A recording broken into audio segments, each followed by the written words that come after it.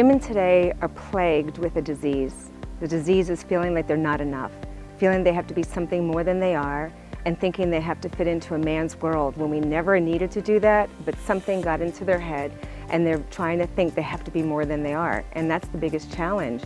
And the one thing we have to help women do is realize they're already enough just the way they are, and if they stop trying to be something they're not, we'd have a lot more happy women, and in turn, a lot more happy men. What is great about you, and to say 50 things that are great about themselves. So for me, it's like, you know, I'm fabulous, I'm awesome, I'm beautiful, I'm kind, I'm loving, I'm courageous, I'm amazing. I mean, every morning my husband hears it so often he believes it. It's really cool. To improve your relationship with others, first you have to work on yourself.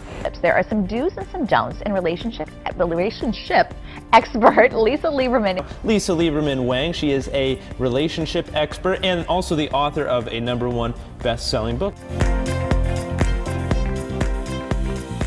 Here is relationship expert Lisa Lieberman Wang on how you can go from fine to fab. Fine to fab. Tell us what that means. Fine is how I used to feel, which was frustrated, insecure, neurotic, and emotional, and I thought fab, which is fabulous, awesome, beautiful, would be a lot better. Fine to fab is all about how I used to feel, which was frustrated, insecure, neurotic, and emotional, and I thought fabulous, awesome, beautiful would be better.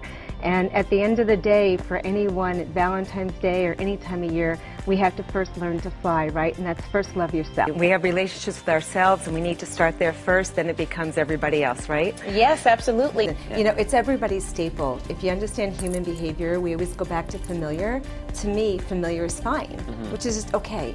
Like, I'm getting by, how are you doing? Fine. There's no excitement about it, there's no energy associated to it, it's just fine. But what if somebody turned around to you and said, how are you doing? You said, great, or fabulous. Fab, yeah. They'll be like, wow, what are you doing, right? Right. But most of us live in fine, unfortunately, and don't even know it. The shift from being unhappy to happy happens first with acceptance. You know, at the very beginning, you're looking at, I can change this, I can change my hair, I can change my face, I can get body tox, liposuction, everything else. The truth is, out of millions of people that have done that, you can still find they're still in therapy, they're still on antidepressants or anxiety drugs or something else. Those cosmetic changes do not make someone happy.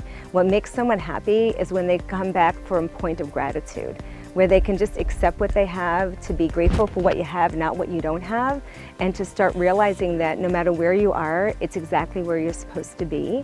And when you're looking outside of yourself for something more, you'll always find something to feel bad about. So I think it starts with gratitude and start appreciating what you have and not trying to be something you're not. This is cool because there are a lot of experts out there that just say that they're experts, but you actually have some experience with these things. Yes, Tell us all about that. I'm a real expert at emotional eating. I'm an old soul. And I believe that everything that I've ever gone through in my life was to serve a purpose. And that purpose was to help other people so they wouldn't have to deal with years of shame, blame, or therapy.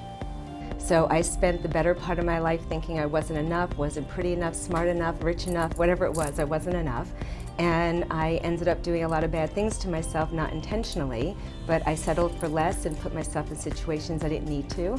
And because of it, I became what I thought I was, which was fine. So it's important to mention you've been married for 18 years, so you know of what you speak when it comes to relationships. Yes, I do. And I also know how to keep a good relationship, meaning that it's something that requires work. You know, I always say that when you're in a best relationship, the easiest way to do that is to get out of your head and into your heart.